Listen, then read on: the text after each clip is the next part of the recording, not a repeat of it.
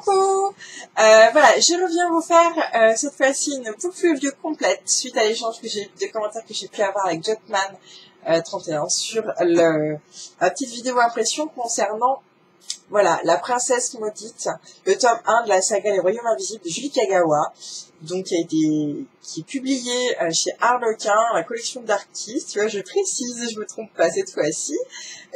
Voilà, donc c'est à sortir chez tous les bons libraires à partir du 1er juin. Donc je reviens faire une boucle review plus complète, puisque voilà, c'est une lecture qui est attendue et ma vidéo impression frustrait apparemment. Donc maintenant que c'est quelque chose qui est un peu plus passé, une lecture que j'ai un peu digérée, je vais essayer de vous faire quelque chose d'un peu plus complet, mais c'est ma grande garantie, c'est d'oublier. Donc voilà, on va prendre son temps et on va y aller. Donc pendant toute cette histoire, en tout cas, voilà, la princesse maudite, on avance dans les pas de Meghan Chase. Meghan Chase, c'est qui? C'est l'héroïne. Elle a 16 ans, elle est au lycée. Enfin, en tout cas, elle n'a pas tout à fait 16 ans. Commence le livre, c'est la veille, l'avant-veille de ses 16 ans. Elle voit son anniversaire approcher et il y a quelque chose qui l'a fait enrager plus que tout, c'est d'avoir l'impression d'être oubliée, d'être invisible, de pas être dans la préoccupation dans la tête de chacun. Et c'est vrai que, ouais, moi aussi je me suis, enfin voilà, l'impression d'être invisible et d'être complètement ignorée, c'est quelque chose qui tape foncièrement sur le système. Et là, Meghan, elle en a un peu comme ça, quoi. Elle a vraiment l'impression de faire partie des meubles. Donc, Meghan, elle a 16 ans. Jusqu'à ses 6 ans, elle a vécu avec sa maman et son papa jusqu'à, voilà, l'approche de son anniversaire. Elle se promenait avec son papa dans un parc. Et puis, voilà, ils ont discuté, il y avait un marchand de glace, il l'a invité à aller chercher un parfum, et quand elle est revenue le voir, eh ben, il y avait plus que ses chaussures à son papa, près d'un étang, et donc il y avait plus le papa. Enfin voilà, événement assez marquant, et suite à cet incident, en fait, sa mère a décidé brusquement de déménager, et donc elle s'est installée avec son nouveau mec, Luc, donc un gars bien, hein, voilà, avec qui ils ont eu un enfant, Ethan, donc le demi-frère de Meghan, qui est un petit cœur adorable, trop mignon, je me le visualisais trop bien, quoi, ce petit gamin, 3-4 ans, une bouille à croquer, un petit doudou en forme de lapin qui le quitte jamais.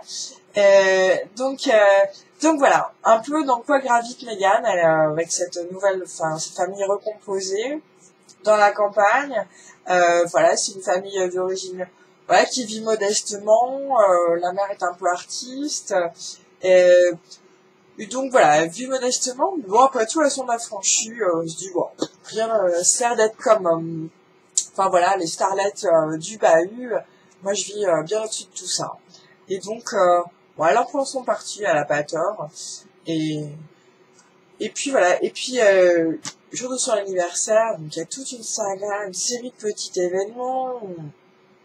On découvre Robbie, son meilleur ami, donc qui vit, c'est son voisin, donc comprendre, vivre à quelques kilomètres quand même. Et donc, enfin voilà, qu'on découvre très protecteur, très très pertinent, très avisé, très présent, très, enfin voilà, très juste, le Robbie. Et puis arrive l'anniversaire, et là il se passe quelque chose absolument pas possible. Ethan a été enlevé. Par qui? That's the question! Donc ouais, il a été enlevé et il a été remplacé par un changeling, donc une créature fée visiblement, qui prend la forme qu'elle veut. Elle a pris la forme de Ethan. Enfin, ça donne une scène absolument atroce. Et donc là, enfin voilà. Et là, on est sur un début de basculement, et c'est comme dans l'histoire sans fin. Enfin, voilà, il y a le héros à un moment donné, paf paf, et toc, il part dans un monde, enfin, fantasy et tout ça, et donc là, il y a un moment donné, très clair, très distinct, il y a toute cette perspective qui s'ouvre à Meghan, et elle a le choix, elle a la possibilité, soit elle choisit de fermer les yeux, elle s'en souviendra pas qu'elle a choisi de fermer les yeux, mais bon, enfin voilà, l'ignorance c'est le bonheur, et hop, de garder toute cette perception inconnue et d'être tranquille, enfin pas embêtée par qui que ce soit, quand que ce soit, enfin chez elle, de continuer sa petite vie pépère, ses rêves, enfin voilà, de prince, de cheval blanc, enfin voilà, d'adolescente, et soit elle plonge dedans, et alors là, c'est parti mon kiki. Et là, franchement, Meghan, bon, on s'en doute un peu, autrement ce serait pas le thème de l'histoire, mais vu le personnage que j'avais décrit jusqu'ici, jusqu'au début, je me disais, elle est pas assez couillue, elle va pas... Et si. Et ça a été l'aspect que j'ai trouvé le plus touchant de Meghan, c'est qu'elle elle y va pour sa famille, pour son frère, qu'elle aime beaucoup affectueusement son demi-frère, et voilà. Et pour lui, elle irait braver l'impossible, et il faut absolument qu'on lui restitue son petit frère. Et à partir de ça, à partir de ce choix-là, plus rien ne compte, les épreuves et tout ça. Bon alors, Meghan, à part cet aspect-là, c'est vraiment pas l'héroïne la plus attachante du monde que j'ai connue, hein, enfin, que j'ai lue. J'ai rencontré plus... C'est pas un personnage qui m'a mis en empathie, mais voilà, elle avait ce petit côté attachant. Et après, voilà, elle est jeune, elle est assez... Enfin voilà, l'auteur l'a décrit de manière assez immature, enfin voilà, elle crie hein, beaucoup, c'est mon Dieu, c'est pas cool. Et donc voilà, bon, voilà. C'est une phase du bouquin et elle y va. Et donc là, en fait, on arrive en fantasy. Je vais pas vous raconter la suite. Là, je vous ai dévoilé certaines choses, mais enfin voilà, rien de plus que ce qui vous deviniez. Et c'est très agréable en fait d'arriver dans cet univers parce que, enfin, pour moi, c'est la grande originalité de ce livre et de cette saga. J'avais vraiment pas exploré entre guillemets dans le monde de la fantasy cet aspect elfe, fée, faille et cette cour silly, cette cour unsilly. Pour moi, tout ça, c'est des références qui restent propres à la saga, les chroniques de Michaela Elaine, quoi. Et c'est quelque chose qui, enfin, voilà, on voit ça de loin, mais on n'y est pas vraiment. Et donc là, voilà, j'ai retrouvé toute une mythologie des personnages que j'avais entendus, ça gravitait comme ça, c'est comme un petit vrombissement d'abeilles, un souvenir lointain qui était là, et donc tout ça, hop, ça m'a réabsorbé, et donc je me trouvais en terrain à la fois inconnu et à la fois familier. C'est vraiment ça, un sentiment de familier. On est un petit peu à l'aise et en même temps on découvre tout ça. Et c'est très agréable de découvrir la fantaisie, en tout cas cet univers-là, avec l'écriture de Julie Kagawa.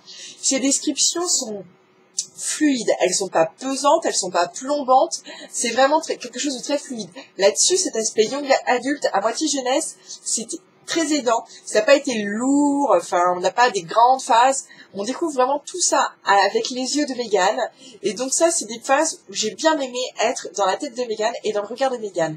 Elle voit tout ça avec ses yeux et son univers, et donc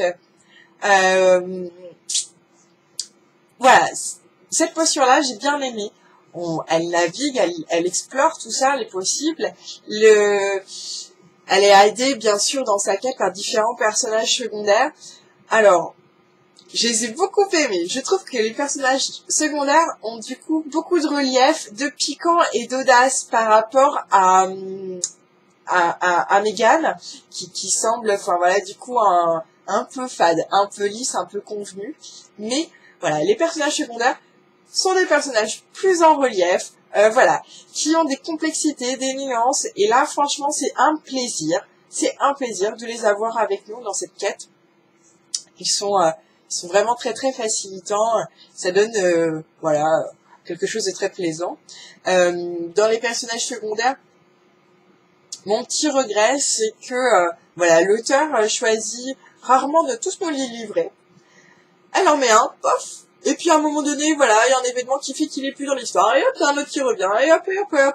Et j'aurais préféré voir ce petit groupe s'étoffer plutôt que de voir un binôme qui prend plus d'avance. Et enfin, avec Meghan en tête de liste, et puis qui un coup aidé par l'un, un coup aidé par l'autre. Voilà, c'est quelque chose que ouais, j'étais frustrée à ce coup-là. J'étais frustrée. Mais bon, ça va évoluer, tout ça. Alors, il faut absolument que je vous parle de H. Parce que, donc, oui, c'est chez Darkis, hein, donc ça fait un peu partie de la donne. Il y a de la romance paranormale. Il y a un certain personnage, un prince, elfe, qui s'appelle Ash, A-S-H. Et c'est un jeune homme.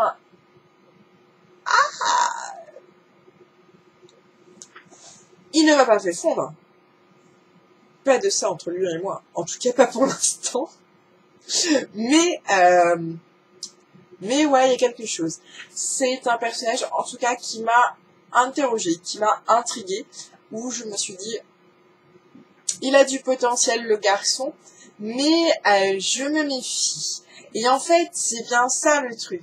C'est que dans l'univers des elfes et des fées, donc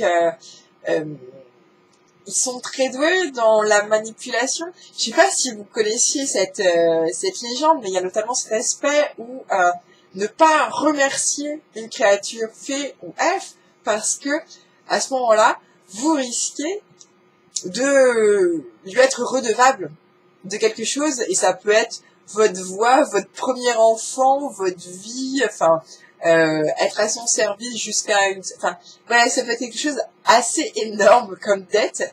Et donc, du coup, ils ont beaucoup de subtilité au niveau du langage, au niveau du rapport entre les uns et les autres, pour éviter cette situation de remerciement, d'infériorité, de devoir, d'avoir un dû. Et même si c'est une monnaie de... On sent que cette histoire de merci ou d'être redevable de quelque chose, c'est vraiment une monnaie, c'est une dette entre les uns. On se rend service contre un autre service, on achète un service contre quelque chose qui nous plaît. Et donc, bon, voilà, on est dans cette espèce de trafic là, un peu malsain parfois. Et donc, du coup, ça donne une touche au personnage elfe ou fée qui n'est jamais vraiment positive. Du coup, chaque personnage, même les personnages qui ont aidé Megan jusqu'ici, je m'en méfie. Je me dis qu'à n'importe quand, il peut y avoir un coup dans le dos, et ça... Je sais pas si Megan, elle est complètement comme ça ou pas, mais bon, ça oblige à être un peu à l'affût, et c'est souvent, c'est récompensé, parce qu'il y a des rebondissements, il y a... Enfin voilà, il y a une belle histoire. Donc voilà. Et Ash, bah ouais. Moi, je le mets un peu dans cette catégorie-là. Donc, en fait, c'est un premier tome où voilà. Alors, il y a une histoire, il y a une quête, il y a vraiment quelque chose qui se passe, il y a une évolution. Megan évolue, mais on sent quand même que c'est un tome qui, enfin, avec un peu de recul, maintenant, je me dis que c'est quand même un tome qui a bien servi à mettre les choses en place. Paf, l'univers est posé, ça c'est clair, c'est fait, c'est bien fait, c'est fait de manière active, interactive et intéressante. Maintenant, ça me donne surtout une seule envie, c'est de lire très très vite le tome 2, donc qui sortira en France pour le 1er décembre, il me semble. C'est quelque chose que je vous confirme. Voilà, tome 2, La captive de l'hiver, disponible dès le 1er décembre 2011. Et donc, du coup, voilà. Moi, je n'ai plus qu'une envie, qu'une idée, c'est de lire le tome 2. Voilà, une book review complète. Est-ce que ça vous va? Est-ce que ça vous plaît? Est-ce que vous en voulez encore? Est-ce que vous en voulez d'autres comme ça? Ou est-ce que ça vous barbe de m'entendre parler pendant plus de 10 minutes? À vous de juger.